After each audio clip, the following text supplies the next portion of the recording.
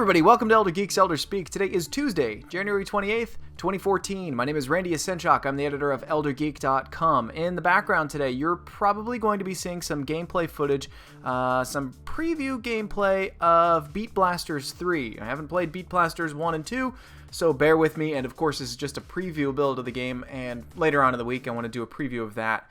Also want to be doing a preview of, let me see what the other game is that I'm checking out, Void Destroyer. So 2 previews hopefully coming out for me this week. I just finished the preview for Original Sin, which I hope you could tell from the video preview that I am ridiculously psyched for it. Based on the information they had given beforehand, I was excited, but very excited now. It feels so much like the original Baldur's Gate. It's heartwarming, kind of going back to a game like that, and at the same time the combat wasn't easy. I think the first time I played through it a little bit, I think the second enemy encounter, I think I died, and I was excited about that. But anyway, going into the news for today, because there's been 3 news items I wanted to talk to everybody about. There's been some new information coming out about Legend of Grimrock 2. First big item about the game is they're playing the game both indoors and outdoors this time, so you're not just trapped within the prison environment. You are still a prisoner, but now you're stuck on an island, and there's going to be indoor and outdoor activities going on with the game. It looks amazing.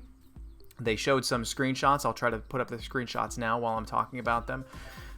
They've also decided to revamp the leveling system a little bit, where at every level you have a specific choice as to what perks you unlock, and those perks can never go back to be picked ever again. So it'll be, based on what I've read, it seems as though it's going to be like Fallout New Vegas or Fallout 3's perk system. When you level up, you get to pick a new perk, but unlike Fallout New Vegas or Fallout 3, you don't get to go back and re-pick something that you read about and thought that it was pretty neat. So they're going to be making some tough choices, it seems like, at the end of every level, which sounds fantastic. I will throw up a link, obviously, for everything in the description below the video, so you can go and read the full description of the features that have been added into Legend of Grimrock 2. My favorite addition into this, and this was something that I believe they used quite a bit in Aquaria and a few other games as well, but they're getting rid of the multi-click spell casting within Grimrock, and what they're going to do is they're going to set it up to be you hold down the right click and then kind of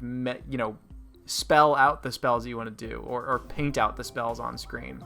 So that will be cool. Second big, huge piece of news coming out today, and whoa, almost spilled my drink there, is that Steam is testing out streaming from your gaming rig to another laptop, to another device that you can set up in your home, which is a pretty exciting breakthrough for them. That this really pushes Steam a little bit further. So essentially, you could have an underpowered laptop set up anywhere else in your home, but run the game on your powerful PC up in your office or wherever else you might have your powerful PC, and play the game with minimal lag. There's been some reports about some lag, so obviously you're not going to want to be playing your hardcore first-person shooters or even your hardcore real-time strategy games where you're doing competitive play, but role-playing games, third-person action games, it seems as though that this might be a nice alternative for people to do. Anybody out there who has tried it, I would love to hear what you think of it, and because I have not had a chance yet to try it out, so please go test, etc. Final piece of news before I get out of here today is, according to the Total War wiki, according to Rome Total War, they have released patch 9 today, the beta version of patch 9 today for Total War Rome 2, and it is, of course, the pile, I'll put up a link to it, but the pile of fixes in this is just incredible. I don't know if I'm using that word in the positive or the pejorative form, but it is incredible, and I would love to hear what everybody's thoughts are on that, into Creative Assembly patching the game 9 times. Part of me thinks, good for you, Creative Assembly, for continually supporting this game, etc., etc. It's nice to see them supporting their game after launch. The other half of me is like, you should have had it right the first time. You should have delayed the release of the game until it was right, or until it was much closer to right than it was. Someone had asked me before if I was ever going to re-review Rome 2, and no, I never will re-review Rome 2.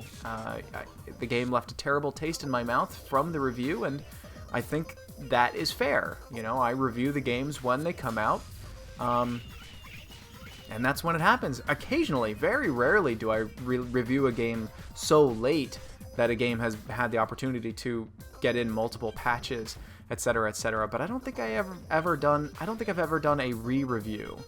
I think I would only do a re-review if I've personally changed my mind on a game, like if I thought about the game several months later and had a total 180 in terms of how I thought about the game. You know, who knows? So maybe that's two questions. One, has anybody tried out the Steam streaming service yet, and how do you like it? And two, what are your thoughts on patch 9 of... My goodness, I'm blowing up here. What are your thoughts on patch 9 of Total War Rome 2? Is it a good thing that they're supporting it? Or is it just a terrible thing, or are they just continually patching what should have been patched in the first place? I'd love to hear your thoughts. But anyway, that's it for me today. I have another Elder Speak already planned for this week. I had a really great discussion with Brendan Becker, also known as Inverse Phase, where we talked a lot about copyright law, and we talked about his digital 8-bit covers of songs that he enjoys, and of course about indie video game music, composition. So look for that. That's going to be coming out sometime this week. It's going to be a long one. I might break it down into a couple of segments. I might not. It's kind of a fun conversation. But anyway, thanks everybody so much. I will talk to you all tomorrow.